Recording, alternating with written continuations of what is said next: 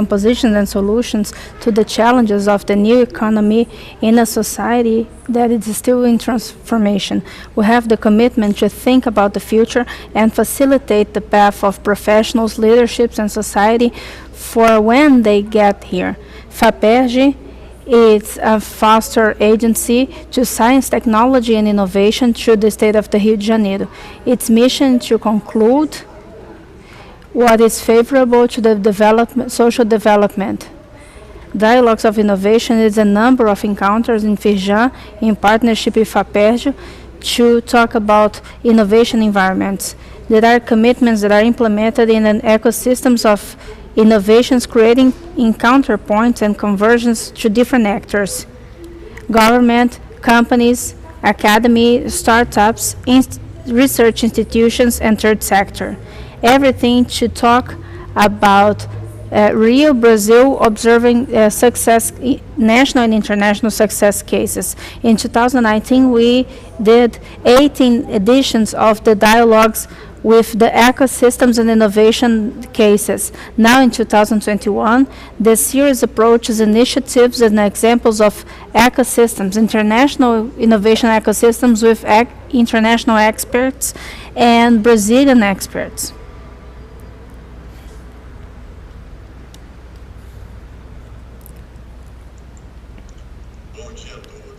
Good morning, everybody.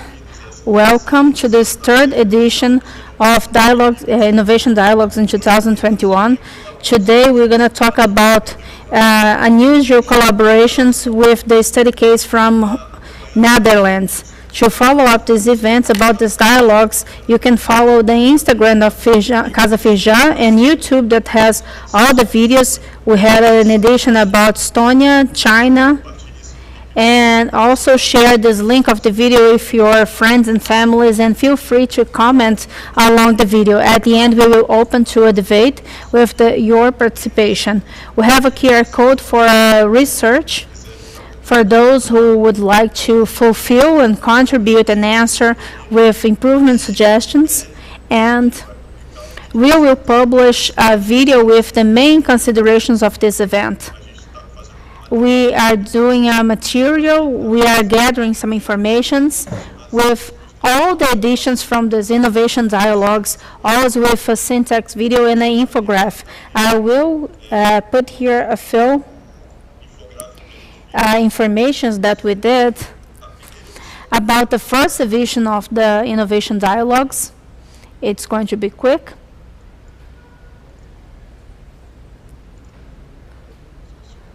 Just a second.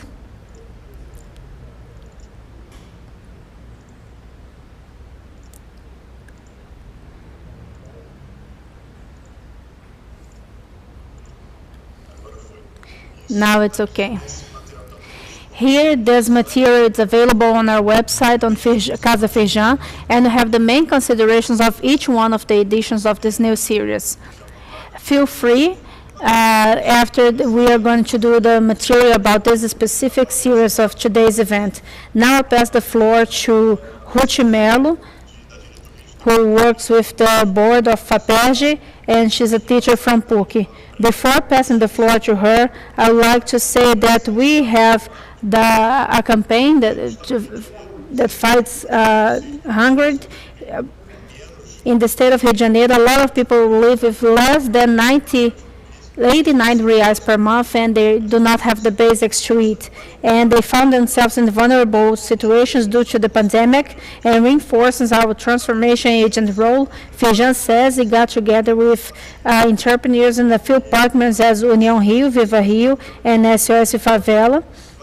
And we are going to gather resources and food for people that are facing hunger in the state. So all together for Rio. The link is in the description of the video, and I pass the floor to Ruth Melo. We have a lot of information, but knowledge we have here in events like this. Good morning, my name is Ruth. I work with the Board of Technology from FAPERJ, supported by Professor Maurício Guedes. This campaign is important with Firjan and SESI, with the most part of the country that is passing through this vulnerability, and it had this historical part of the stagnation in economy, especially in Rio de Janeiro. Good morning. I thank you, my friends from Europe. This event is doing with partnership with the Netherlands Consulate. We had an international case that it's going to be shown here with us, but we also have Brazilians. Brazil has a lot to tell about unusual collaborations. So it's a pleasure to be here with these interesting people in important projects. Home office can generate a drop in the production, and it can change the economy. In this dialogue editions, we are going to talk about with national and international experts about the main challenges that are connected to the collaboration without a physical space in this collaborative, and how to foster these unusual collaborations in Brazil and throughout the world. We know that Nicholas Brown from Stanford said that the global movement of home office that we had to do since last year can cause the drop in productivity in companies and organizations, affecting the innovation and creativity of the humanity as a whole, and threatening our growing indicators and economical development. For many years, we do have this empirical correlation that proves that the on-site collaboration works together with the innovation. I would like to thank you, my colleagues from Firjan, Antonio, the partners from FAPERJ, that it's being executed by Firjan, FAPERJ, and Fundação Carlos Chagas of the state of Rio de Janeiro. I would like to read a small part of a paper from my colleague. She is a manager from Firjan. Last year, she had a paper about this theme, as we can say that Firjan it's well informed about this theme. In the city, I quote, in the city that's challenged to create environments that favorable encounters. And these intersections that we talk about, when we talk about evolution to treat these innovative times, when we stimulate this diversity inside the environments, we have these encounters that it can work with the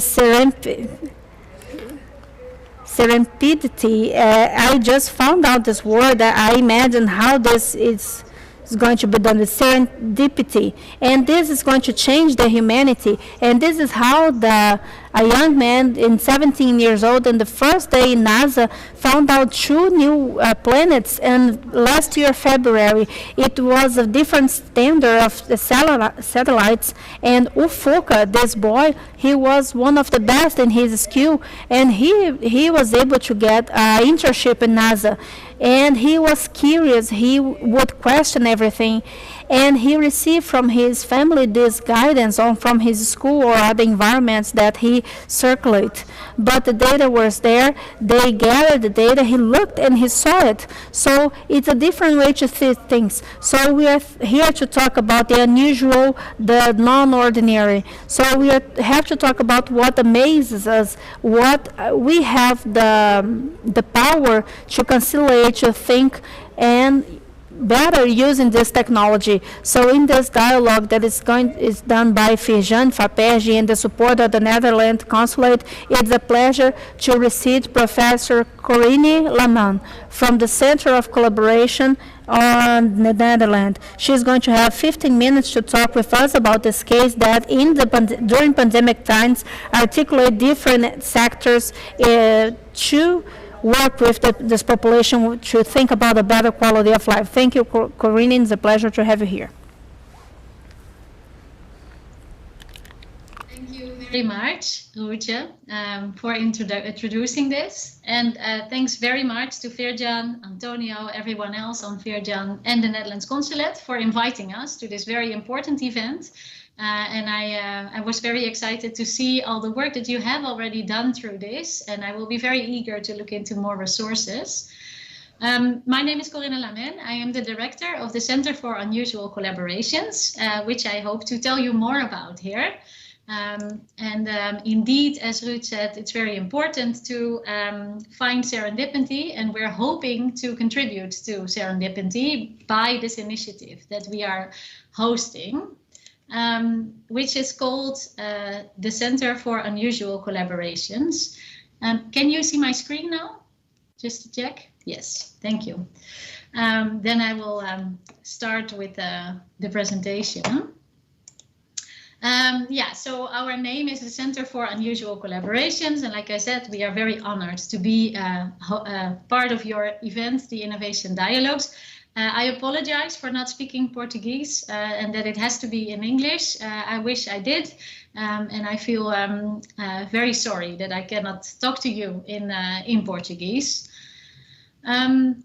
So the Center for Unusual Collaborations is located in the Netherlands. And just to remind ourselves, the Netherlands is located in the northeast side of Europe, surrounded by Germany and Belgium. And zooming in on the country, today we will even zoom into particular areas within the country, which are Utrecht, very much in the heart of the Netherlands, Wageningen, and a place called Eindhoven, a larger city in the Netherlands, which you may know because there's a lot of innovation happening there. And from these three cities, an alliance has emerged. And that's an alliance of 4 universities that are located in these 3 cities. And they have decided to join forces, these 4 universities. So we have Eindhoven University of Technology, which, as the name already suggests, focused very much on technological sciences. Then we have Wageningen University and Research. Wageningen is very much focused on research on agriculture and food systems. Then we have, Utrecht University, which is a much broader university, so it focuses on many different disciplines, but it has a very strong presence of the social sciences and the humanities. And lastly, we have the University Medical Center in Utrecht, which, as the name also implies, focuses on medical and health research. So as you can see, it's a different set of disciplines that are very prominent in these different universities. That is why they decided to join forces, to bring together the different expertise from these various universities, because the strategies of each of the university is different but very complementary. So altogether, we think we have a set of strategic objectives that really fit well together. Each of these 4 partners of the alliance really has the intention to shape the future, so to contribute to societal matters that are problematic within the Netherlands, but also globally.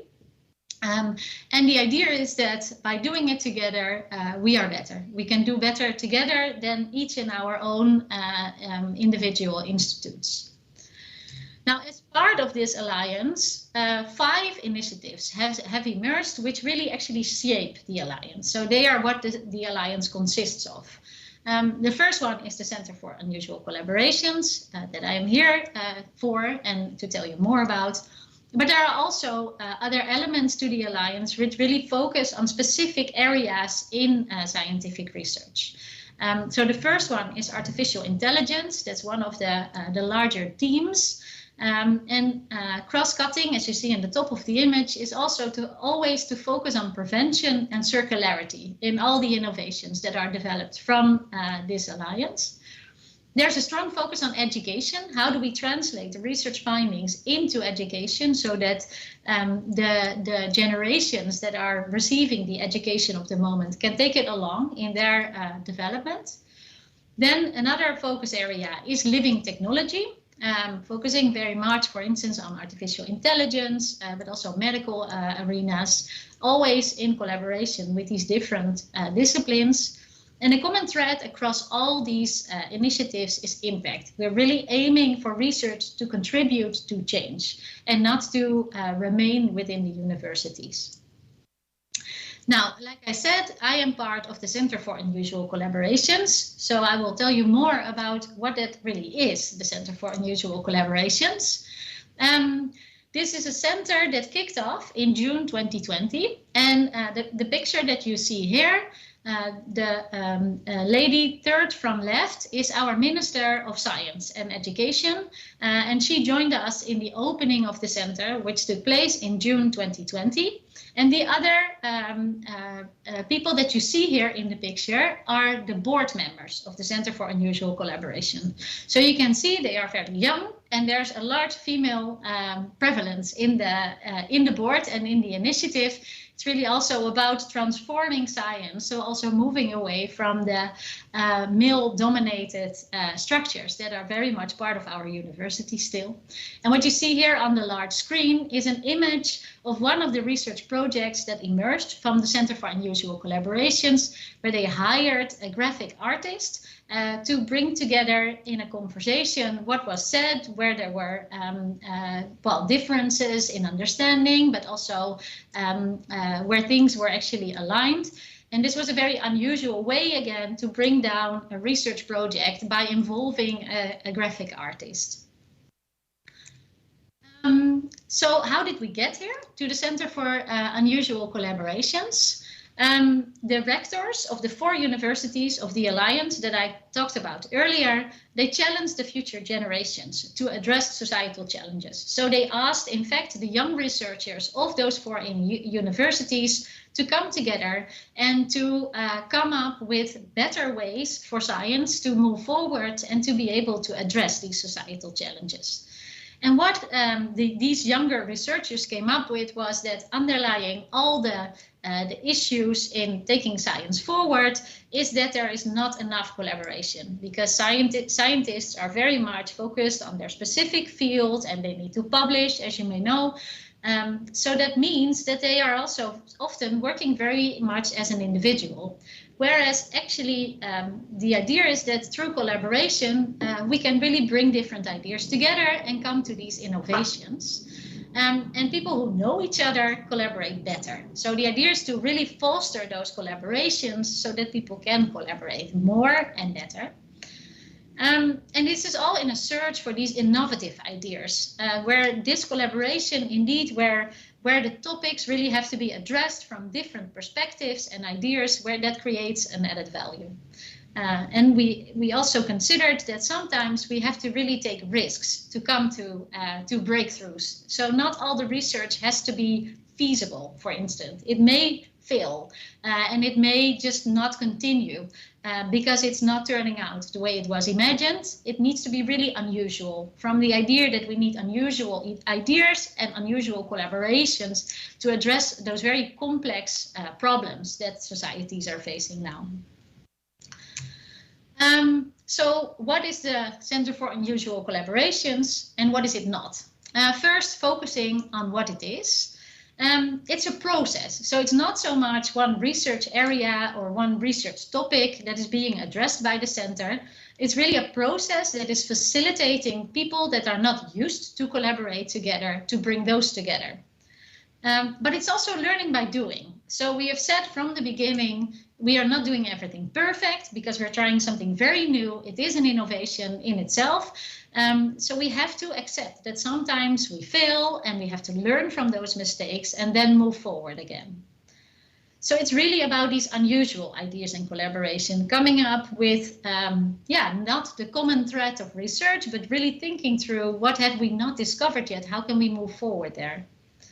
And it is also addressing future challenges with a future generation of scientists. So it's really aimed to change the way in which scientists collaborate, the way the scientific system is organized, really trying to transform those ways that are very common now to the scientific world.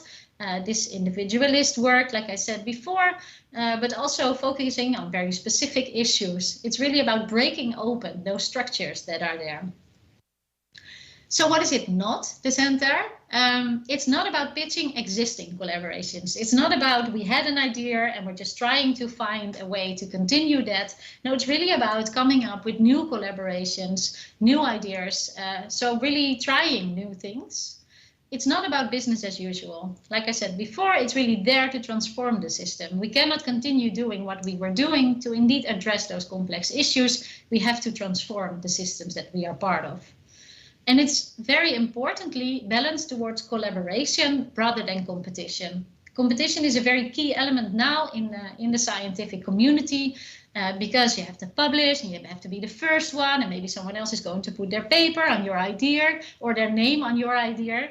And also in terms of research funding, you have to compete with those others because there's a limited amount of funding available, and you are the one that actually wants to obtain that funding. We said, let's move that around and let's really focus on that collaboration, doing it together rather than trying to be better than the other.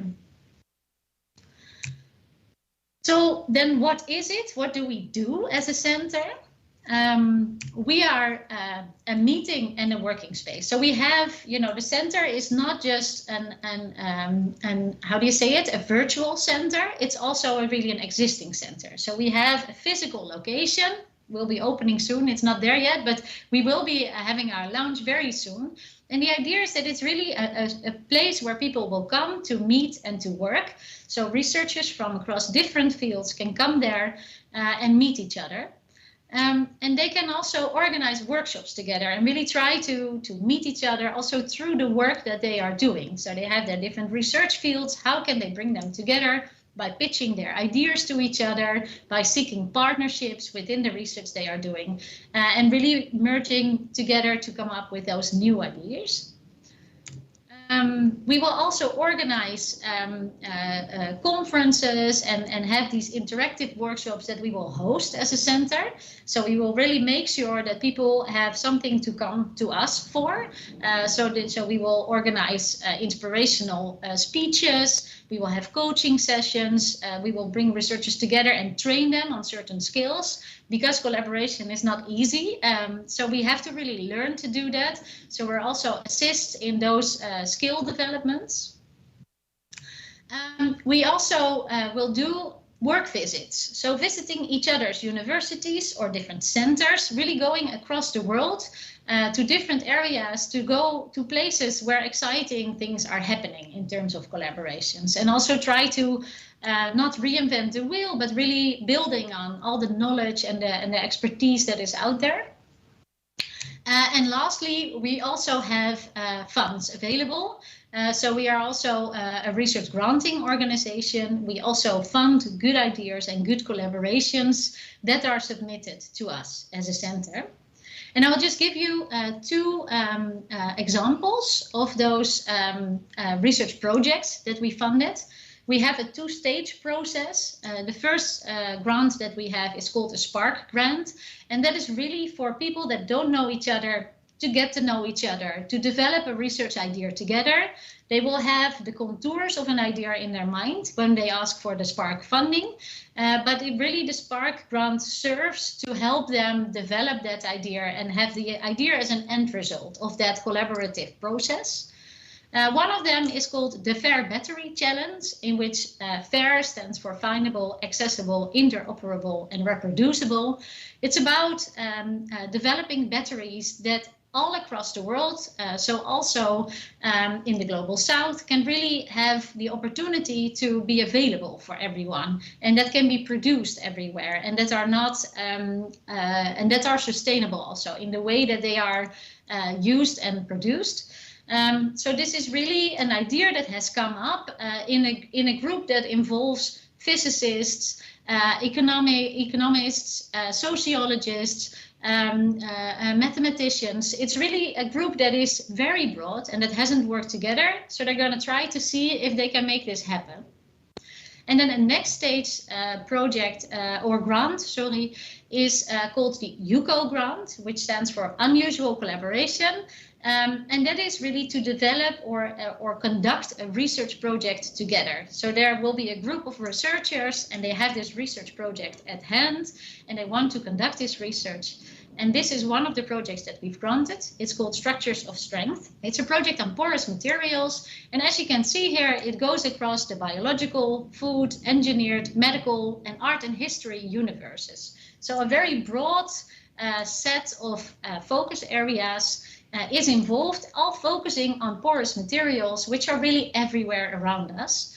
So they have found that as a linking pin across all those different disciplines, and they're diving into how those porous materials play a role and may also be influenced. So as a last slide, some next steps that we have in mind as the Center for Unusual Collaborations is we want to become part of a network of innovative initiatives. So we are really excited to be here today also to build alliances across the globe. And yeah, we are aware that in Brazil, a lot of innovation is happening. So for us, this is really an opportunity. But also we want to look into involving more partners in research. So not just researchers themselves, but also representatives from business, from government, other partners from society.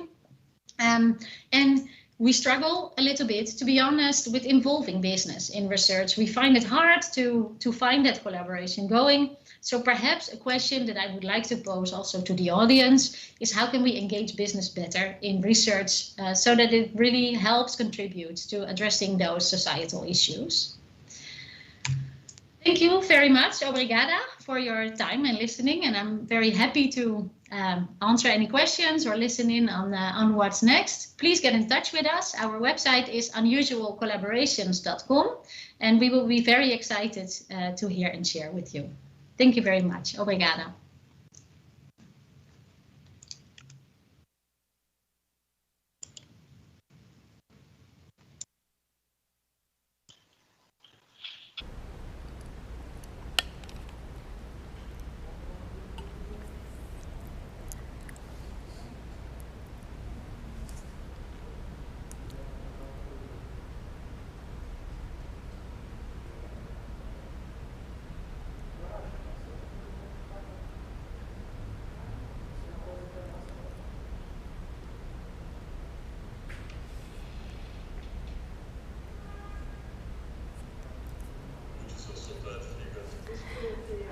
I'm sorry, I was muted.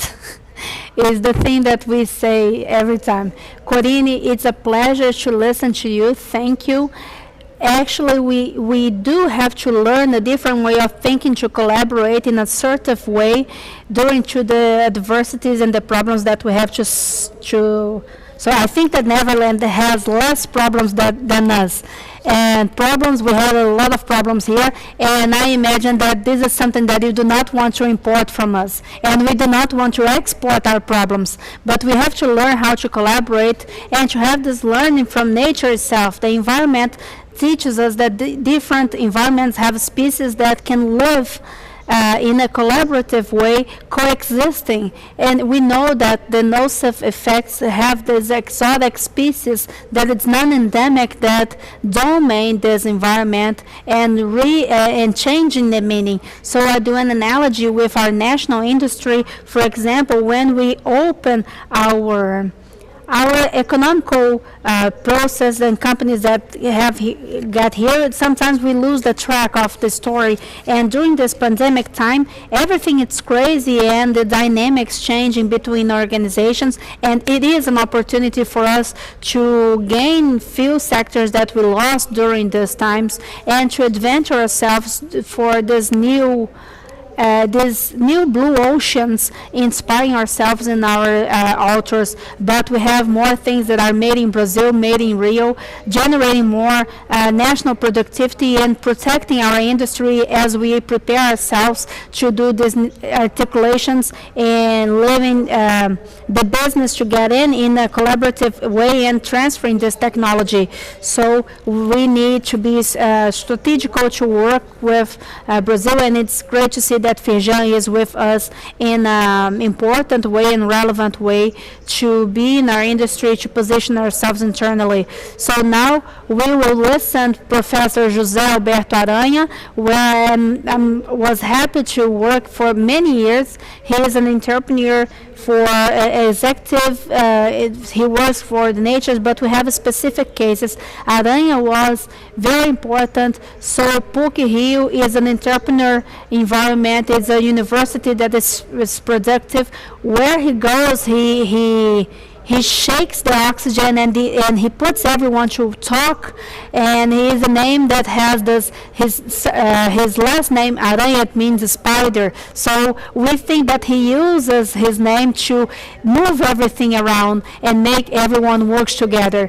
And he also has his story in the Federal University of Rio de Janeiro, where he was very important as an employee. He was important to make everything happen. Today we have the technological park in Rio de Janeiro and the technological part from the university. So Aranha, I'm happy to have you here with us, and you are the best person to talk about how Brazil is dealing and how Rio de Janeiro is dealing with everything. First of all, I would like to thank you for the invitation, Firjan. I would like to congratulate Professor Corini for her presentation, excellent presentation, and to congratulate Netherlands for having a center that is studying the relations and more specifically the unusual relations. So they are being pioneers in terms of international. So relations are fundamental in this, and it's important for this to be appearing right now, that are being studied. The area of social sciences and human sciences, it's a part of our technological innovation, and I would like to ask the technicians for help so I can share my presentations. And I would like to say that what we are going to talk here, what we are going to present here, it's on top of the perfect presentation of Professor Corini, giving us something to observe and a practical experience from what I have been working here, that are the innovation environments. And I started using a sentence talking about the name of the event that Professor Hucci started talking about, this expectation that the pandemic, that it's the most unusual thing that we can have, that it's going to bring to us in terms of reflect for the future. What type of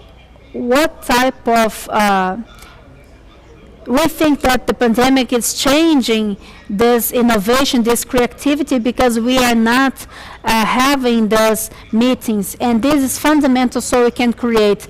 But I would like to do a counter, I would like to balance, and I say that systems, they are too complex, and the system always have two sides. We cannot look only one side. At the same time that we are observing the declarations that were done in the beginning, I brought here a picture to show what happened this morning.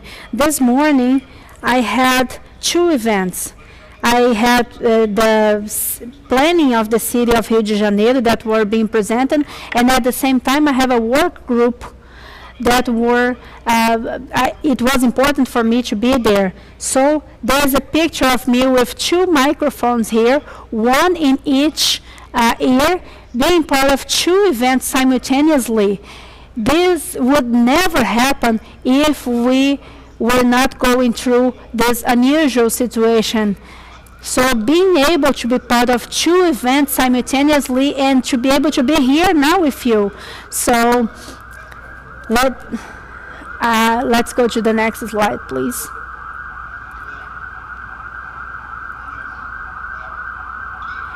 So what I always work, it was exactly in these productive processes throughout this innovation environments. What I wanted to show is that the historical movement of this collective processes goes through one of our cities that we used to have here, the APLs, goes through a system where we are able to gather the companies producing, thinking, competing. So what we call the technological parks. And in reality, it increased the technology inside of these collaborative processes. We had environments that were adding more and more technology, and we went from one point to the other. At the same time, we had a movement of these environments to the cities. So these environments, they were born in the edge of the cities. They were isolated, and they started to integrate the cities. So they go from the edge to the cities, and they are inside the city. These new technological parks, they are open, and they are part of the city itself. So the city is transforming into a technological park. The city start being innovative, and this is a movement that we see that it's happening, and makes that this entrepreneurship and innovation are more and more part of these groups that are part of this innovation environments. With this mobilization, we get of what we call the innovation districts and the innovation spaces inside the cities itself. Netherlands, it's one of the 5 most innovative countries, and they know what they are doing with this, and they know how to mix this. The parks, they do not have limits between the city, the park, the incubator, and these mechanisms, these processes, they are all integrated inside a unique policy.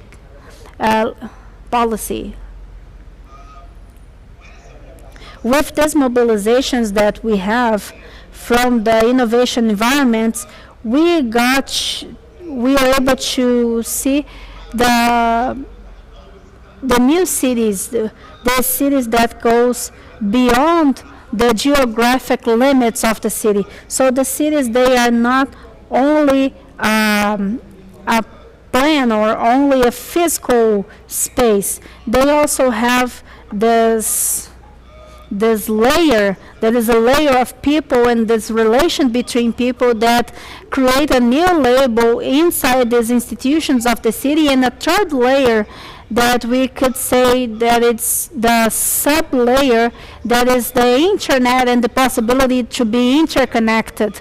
We are here now talking between Rio, Netherlands, maybe we could have China here with us, another place, and all at the same time would be not only in our city, we would be inside this big global city. So this city is they are exactly cities that start having a different configuration. And inside the cities, with these new concepts, I can say what I'm working specifically today. There is a micro city. It's a city that is a community. It's a slum. It's a city of people of low income, and this is a worldwide problem. It's something that happens in the whole world. 2/3 of the world population will live in communities that are considered to be slums. So we need to think how these communities will be able to organize themselves in a way that, in an innovative way, that are more intelligent so they can survive.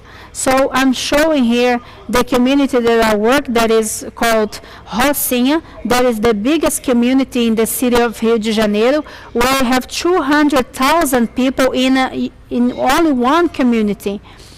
So what was done in this work? This is the experience, this is the unusual experience that I'm trying to bring here in our debate. So this unusual experience is that one community with these characteristics, with these features, do not present the same relations, the same planning relations. So when you are going to plan a park or a city, an intelligent city or something like that, we are also based in trust, working with this university, government, and companies. Next slide, please. We are converting these models. We are converting these different models where we are not only working with these alliances, but we are working with alliances where the community is part of this. So we have 4 elements, and in this being part of this, and more, these parts are working inside a big project as is designed here. So I would like to bring my experiences with this new configuration, with all these agencies, what is non-usual, what is new. So what is unusual here, it's that in top of the traditional systems, power is the state power, is the constitutional power.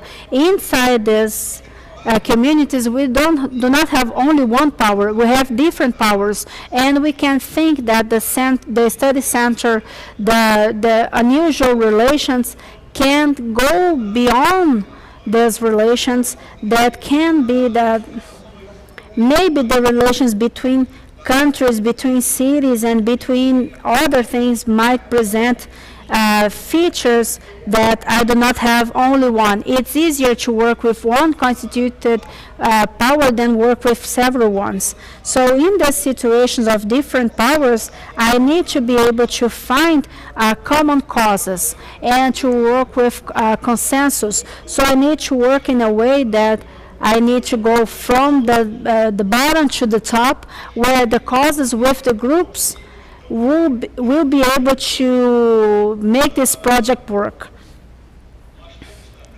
We also have many social organizations, international and national organizations, that work inside these communities. So each one of them has a different way to work, a cultural way to work. So it's necessary to have like a consortium, a way, a council, where these organizations, the social organizations, will be able to find their pieces in these puzzles that need to be implemented. And this, it's interesting work because there are non-governmental organizations that never work together. They do not work together. Each one have its own culture and philosophy. We also have the entrepreneurs here that are different because they have a competitive characteristic. So Professor Corinne talked about this. For example, they are looking at their own development, their own success. And in a community, these entrepreneurs, they have this conflict, and they compete for the space, for the location, because it's a smaller system. So it's necessary that they are able to do so the entrepreneurs can think in a better way, in a civil way, in a commonwealth way. And they can communicate and understand that if they do not collaborate, they won't be able to succeed individually. Besides that, we have the government problems that we need to work in these 3 parts of the government, universities, and companies, because they are used to work with secretaries and offices that are very specific. And the society problems, especially in communities, they have several, they are multi-organized. So the government needs to be able to work in a coordinated way, in a collaborative way, so they can complement in a positive way in the result. And the university that also have problems, it's also very specific in knowledge. They work with a specific knowledge. So it's the demonstration is amazing because we won't be able to do new products if we are not able to have this interoperability. And this is culture. This is developing a new culture inside the university where different knowledges will be trying to find a unique solution.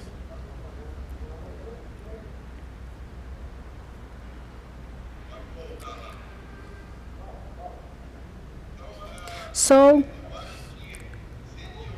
I think that it would be, we need to focus in the human relations area and how they will be more and more unusual. And after this pandemic and that after everything we went through, where the world will have to face unique solutions because the environment depends on our neighbors, our the countries right next to us. Doesn't matter that immigration, violence. We have several problems that will need to be solved in a collaborative way, and they are international and global, and we won't be able to solve things in isolation. Thank you. Thank you, Professor José Roberto Aranha. We have a few questions here for Corinne and for Aranha, so I will start doing them because we need this different ways we need this dialogue. That's why it's called Innovation Dialogues. Julia Zados has a question. If research supported by your center, Corinne, it's more for basic researches or for applied researches? It's trying to solve companies' problems as well?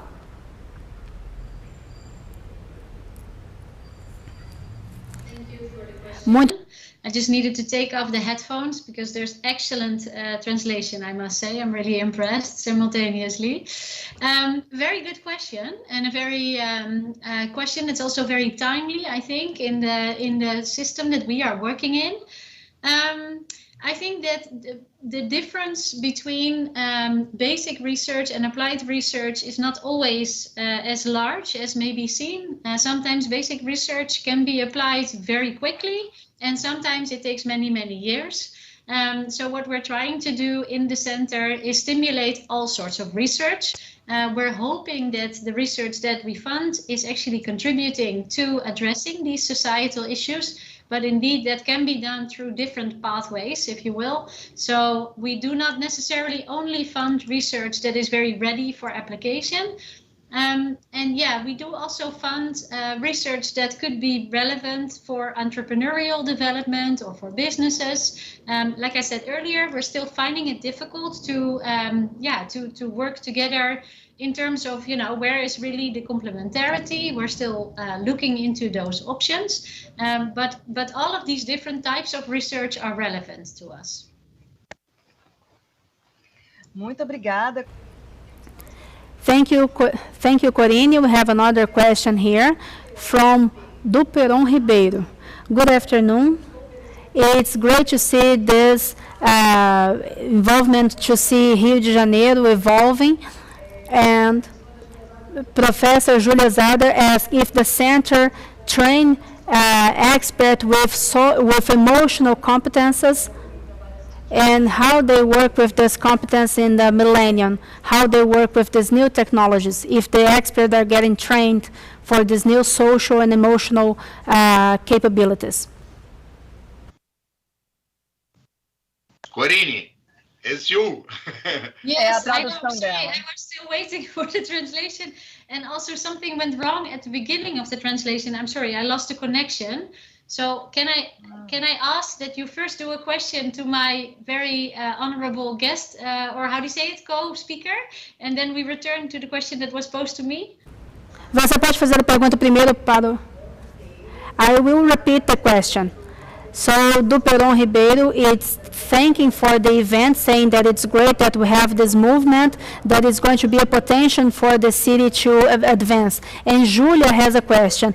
If your center habilitates and trains the expert for the social emotional capabilities trying to them to train how to negotiate, how to listen, if you have this work developing this competence that are social and emotional.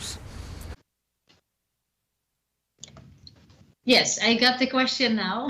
Thank you. Sorry for that. Very important question, and something that we are really focusing on as well.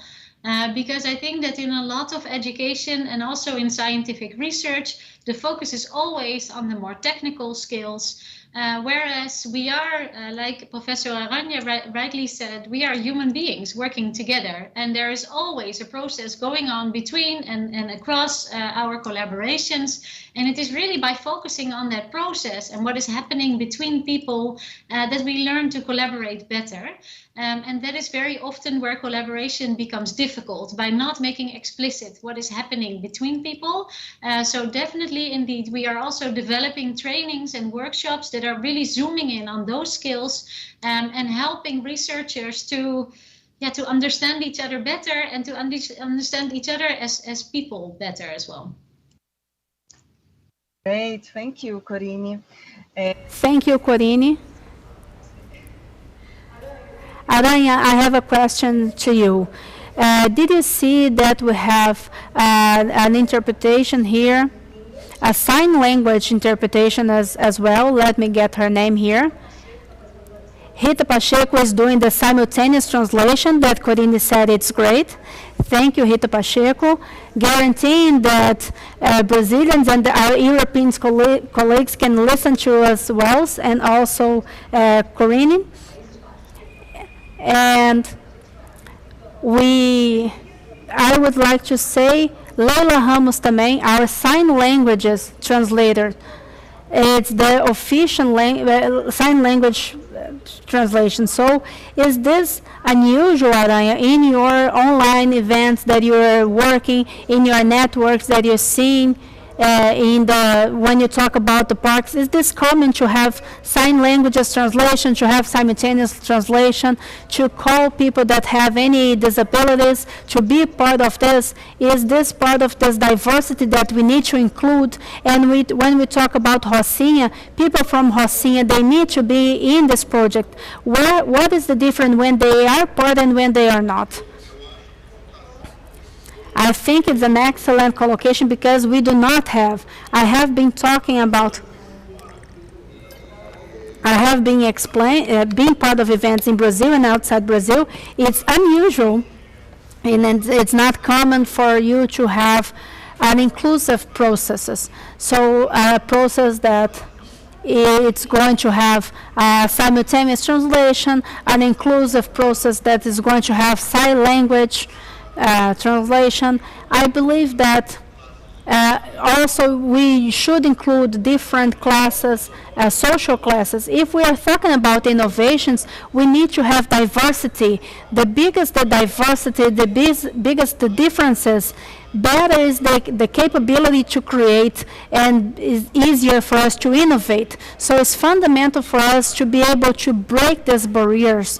So we have a lot of walls and we need to pass them. I'm very happy with Corinne's work because she is recognizing that the relation and the collaboration is important. We come from a world that we think about manufacturing, industrial production, where the individual, it was also a priority. The competition, we need to be the first one, and we didn't get a team effort, a team result. So this cultural change that is necessary in the world will only happen through research works that they are doing in the center, and through this training and changing their abilities, and parents talking to their kids, because this diversity it's going to be able to be solved throughout the kids that are being born today, because if they do not have any prejudice that usually comes from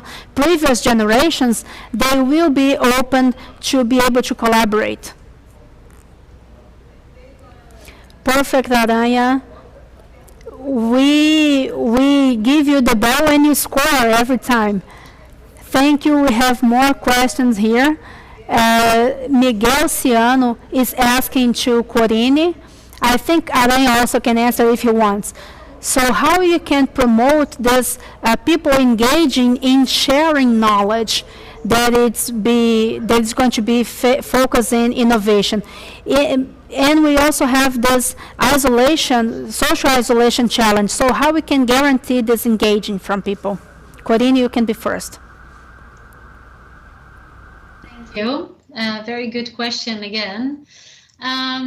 Yeah, I think that it's very spot on. It's definitely an issue in science, the sharing of knowledge, because indeed, like I said earlier, the rush to publish has really made scientists very protective of the knowledge they have because their careers depend on it. What we're trying to do here is indeed that by working together in these projects and experiencing the benefits of those collaborations, which again are very necessary to work towards addressing societal problems. And we have so many, even in the Netherlands, really, I can tell you, but I mean, the Netherlands is part also of the world, and you know, many of the issues are global. So it's no point in just addressing them in one place or the other. That sharing of knowledge is very key, and we're really trying to encourage that by this collaboration as an experience, but also stimulating open access publishing and data sharing, really trying to not hold on to the knowledge, under patents and all those elements of keeping knowledge close. And I really liked what Professor Aranya said before about, you know, you were talking about the specific case, but the differences in powers and the interests of the different partners that are involved in collaborations. That is definitely something that can be in the way of sharing this knowledge. So again, you know, going back to the previous question, making explicit what is happening there in terms of power balances, power dynamics, but also the interests of the different partners, and really trying to work together towards a goal may break a bit also this need to protect the knowledge. Obrigada, Corinne. Eu pensei em você responder a próxima, Aranha. Thank you, Corinne. Aranha? I would like to add, I think her answer was perfect, and actually the search for this common goal and the results that would be shared, it's fundamental. But I believe there's another important item that is the personal cause.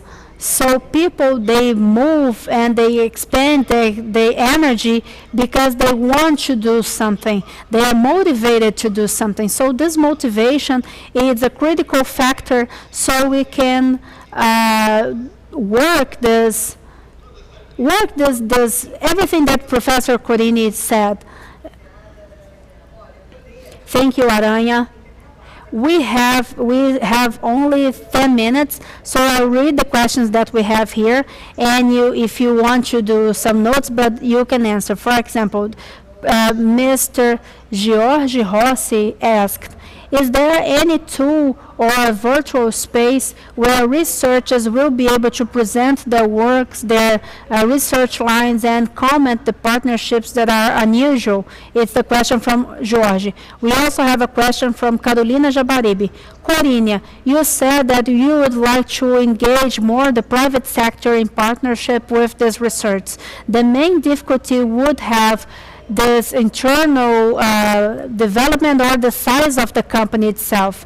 And we also have a question for Fernando Fonseca. This is the last one. Fernando Fonseca also asks to Corinne, I'm a researcher in an integrated thinking from IIRC. And I think that this concept can help the innovation of the unusual. What do you think, Corinne?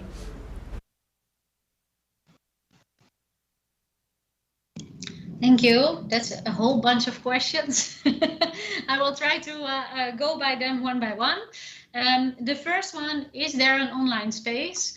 Well, I think in terms of, if there was one benefit to the last year, which has had such, horrible effects everywhere across the globe, it is that we meet online so much more, right?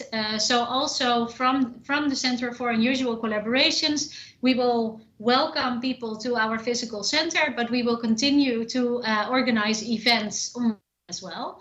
And I think that we have seen that it makes it easier for people from many different places to attend events. So it's a bit of an easy answer, but I would say please try and keep an eye on our website, because we will announce every time that we have events, and they will again indeed also be focused on global issues. So not just on topics in the Netherlands. So you're very welcome to contact us and get on board. In terms of private sector, no, it's true indeed that the size of the company matters a lot in terms of how much can a company really get involved, how much time is available, how much resources are available. We are very aware of that, but also relating back to the sharing of knowledge that we were talking about before. There are models available of how we can work with private sector, but still make sure that the knowledge becomes publicly available, because in the end, it's also public funding. But indeed, we are aware of those different types. I understand that private sector is a very large term, and there's a lot of different types of companies and businesses that are part of that very general term. I'm very aware. Thank you very much for making that clear. Honestly, I'm not very familiar with IIRC, so I would find it really hard to comment on that. I would just reiterate the point, get in touch with us, and we will be very happy to think with you about the benefits for the mutual benefits in terms of seeking how we can stimulate unusual collaborations also in this respect. Corina, thank you. Aranha, do you want to answer the question? But Corina, I think people want your email if you want to share with us, if you can share with Firjan, and we can share with them. Aranha, the floor is yours. No, I'm not going to comment because I think Corina said everything. I prefer that the last minutes can be only recommendations and reflections. So I will pass the floor to Professor Corina so she can have her final words, and then I have mine. She is writing her email, so I have the last point. Just remember that we here in Brazil have the strong movement to revisit the new things that will come back after the pandemic. And we observed last year, we have a paper from Amsterdam being the first city in the world to adopt the donut economy. That it's not this growing, we want to grow, but we have the environmental limits. We need to have policies and interventions. And we saw that many researchers from the Netherlands, they reinforced that they need this guidance to revisit its processes and to be guided by this theoretical framework from Kate Harforth, that it's aligned with the Franciscan, with Pope Francis and other authorities to think about environment and finances, stimulating this positive impact. And this has to do with this movement. Do you think that you are following up? Do you know that happens, or there was something that started there and in Brazil now people are thinking? Can you say something? If you do not know about it, it's okay, but we are curious. It's a movement that is starting here in Brazil. Ambiental positivo. Thank you. I find it a very interesting question also from a personal perspective, because I'm also doing PhD research myself in a related field. So maybe I'll answer more from that perspective than from the Center for Unusual Collaborations, because, like I said earlier, we don't really have a thematic focus, and we welcome all sorts of research. So research on the donut economics would definitely be welcome to be, presented or discussed or submitted to the center. But from, like I said, my personal project, I am involved also in the organization of an international conference, which is on degrowth, and that is organized at the end of August this year, and it is also held online. So anyone that's interested in donut economics should definitely sign up for that conference, because it also has sessions on the donut economy, actually, and you can sign up through degrowth.nl. But again, this is from my personal and not from my Google ad. Sim, eu imaginei que eu estava agora falando com a cidadã holandesa Corine, porque a gente quer saber se isso é só para... Citizen Corine, because we want to know if this is working there. It's good to know that we are aligned. And Aranha, so we can have your final words.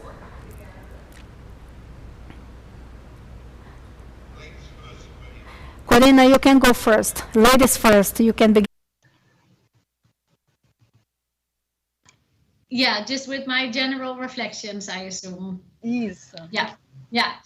No, I think that, this was a hugely important and interesting session. And I think that many interesting and relevant topics have been brought to the fore. Indeed, which world are we facing now after COVID? We don't know. We can assume that many of the problems that we had will continue to be there, and maybe we have additional problems. I guess that across the board, we all know that it will require us to think in unusual ways and to act in unusual ways, and indeed to innovate, not only in terms of, building products or building machines that are innovative, but really working, also the social innovation, really working together, which is what, as a center, we try to be part of that change in the system to allow space and space for building trust in relations, which is a really hard goal to achieve together. But once it's there, we have gold in hands. And I think that it really requires us to think in other ways to face the problems that we are, but also really to think in alternatives and to move forward. So thank you again very much for allowing us to join in your fantastic initiative. Aranha, thank you, Corine. Aranha? Aranha.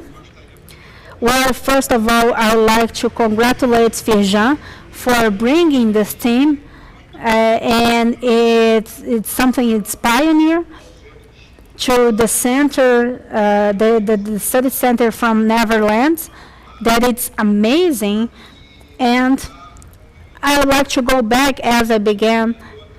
I believe that if we here at Firjan, if we talk about innovation as a competitiveness, we need to think that innovation depends on creativity, and that depends on us being able to reflect. So it's fundamental that people are able to reflect and to reflect and receive what it's being shared, the type of information that we are receiving. It's necessary that people are more open, so they cannot just be there in the world, in a polarized world, because the way the machinery, this technological language that we use, it's very limited. And I think that the human being needs to disconnect itself from this manufacturer and this technological language that we are growing through, to a new complex system language where we do not have 0.1, we have half. It's not black and white, there's gray.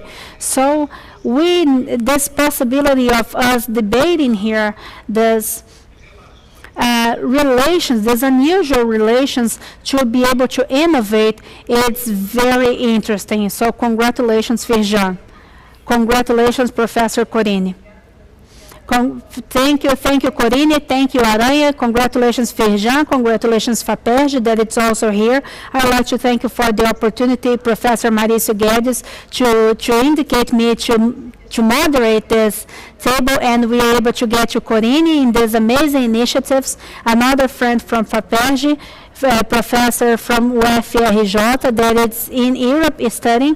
Thank you for the opportunity to get to know Corine and get to know the center. And Corine, we will not lose you. Professor wants to do new connections with you and new partnerships between Brazil, Netherlands, with Rio. And I would like to say that my organization name is Fundação Carlos Chagas Filho. I said I made a mistake before, but my mistake. So long live those innovation dialogues that are being promoted by Firjan with partnership with FAPERJ and with the collaboration with the Netherlands Consulate. I would like to thank you once again the simultaneous translation, Rita Pacheco, and Leila Rangos, the sign language translator, and reminding that we have different social environmental impact papers that are on our website. We have urban mobility, energy storage, technology innovation. So if you want to foster this universal innovation, so I know that we have a lot to change, and FAPERJ have the resources and knowledge to make it happen. So it's not only for the academics, for the universities, it's for the companies, and in the companies, we have to work with this innovation. Although here in Brazil we have more resources that are applied in universities, but we need to work with the companies, with the third sectors and society. Thank you once again. Good afternoon, good night, good evening, good morning for those who are listening, and that's it. Thank you.